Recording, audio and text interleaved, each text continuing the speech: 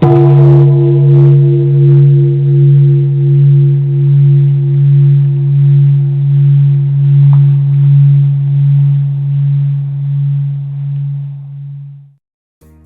guys, welcome to our channel. This is Daohe.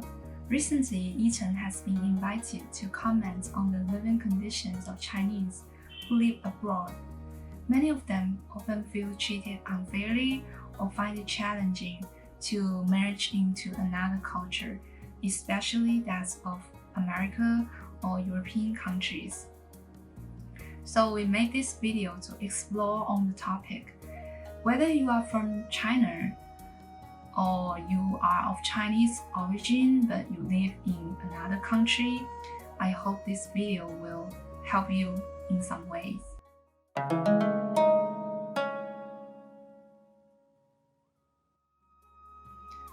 I often see Chinese living in the US or Europe tell about their troubles on social media.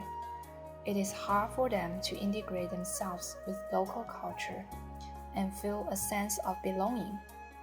Cultural differences may manifest as troubles in daily life, work, and social network. Many have the experiences of being marginalized or isolated at school or work. And this is not just a personal thing. If we look into the development of Chinese people in America or Europe, you will see that obviously only a few technical positions are occupied by Chinese, and very few of them manage to get to the top management and take charge, compared with other ethnic groups in those countries. So we all wonder, Chinese people are averagely smart and hardworking. I mean, we survived thousands of years of wars and we built such a big country after the World War II. And why is it so hard for us to thrive abroad? And you may say, well, it doesn't matter. I will just look aside and live my own life. But I want to say it matters. It really matters. Because how other countries, how these people perceive our culture really influences our own living status in those countries. I mean, if people generally hate us, we are not going to have a stable life there. For Chinese, especially who left China and went on living in another country, what is the extent of our origin culture? How do we integrate our culture into others, instead of abandoning our own culture totally? How could we live in other countries decently and respected? I believe we need to think about all these questions and so on, because it is our responsibilities for our mother culture and our next generation. Actually, generations of Chinese have made great efforts in helping cultural integration. One common try is to become a member of local church.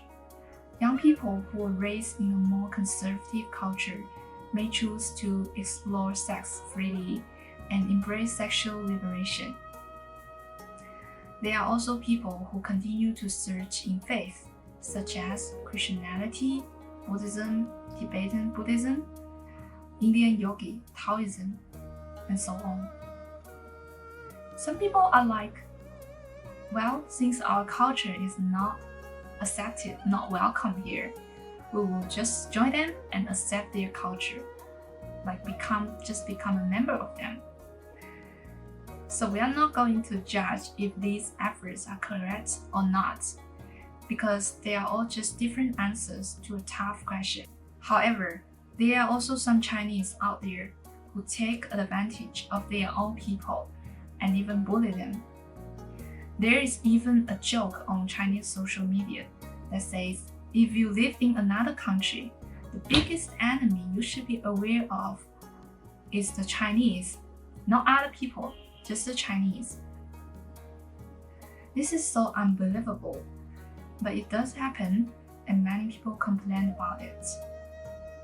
So when such things become common, you and I will start to ask, what is wrong with our people?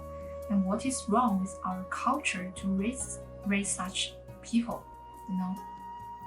Speaking from the cultural perspective, actually, in the long history of China, we used to have a brilliant civilization and profound culture. Many saints have preached here. Taoism originated from China, and even Buddhism thrived on this land. We were intelligent and compassionate. However, in the past several centuries, our culture ceased to innovate and grow up. Why? Because of the imperial examinations. All the elites have been forced to serve the imperial power. All the knowledge taught to them were useless because they studied not for the progress of our nation and culture, but for the fame and wealth of themselves and their family. Most of us have lost our faith. We become selfish and we only care about ourselves and our family.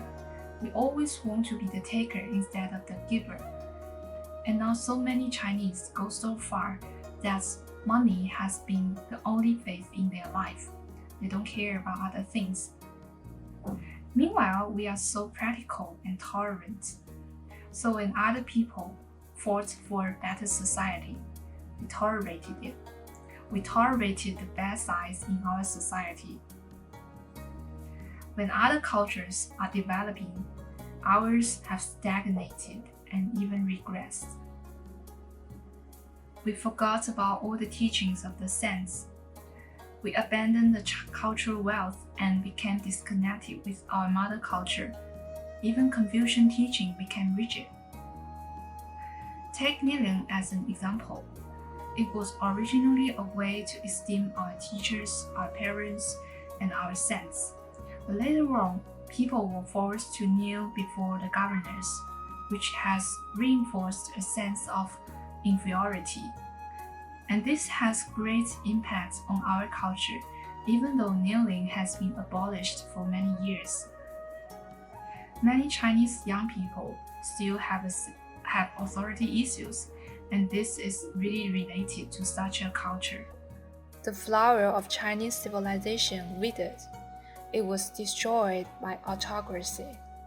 For hundreds of years, when the elites chose to serve the imperial power, the culture is lost, and our civilization too. Because those people no longer took responsibility for Chinese civilization.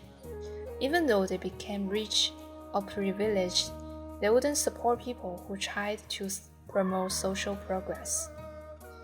People who were truly civilized didn't get enough attention and support. Chinese culture lost its glory. The dictators usually imposed strict control on articulation of ideas related to social progress in order to reinforce their power and crush cultural development. Nowadays, there are still governments who impose strict laws and policies to curb the innovation of culture. There is an old saying, the ancestors planted a tree under whose shades the descendants will rest. On the contrary, the descendants also suffer from the faults of their ancestors. This is why Chinese culture failed to thrive worldwide. As a Chinese, wherever we go, wherever we live, we have our roots in our mother culture. You can't really deny that. And the reason why we are not welcomed, why our culture is not successfully integrated, is because we became disconnected with the essence of our mother culture. It didn't grow with time, and the culture is part of our identity. The inheritance and the development of our culture really influences what we are and how we are accepted in the world. The goal of YiCheng Commonweal Organization is to renew our culture and resume our lost civilization. We want to eliminate the harms and make it a better world. So please subscribe and support us. Thank you for watching this video. See you next time.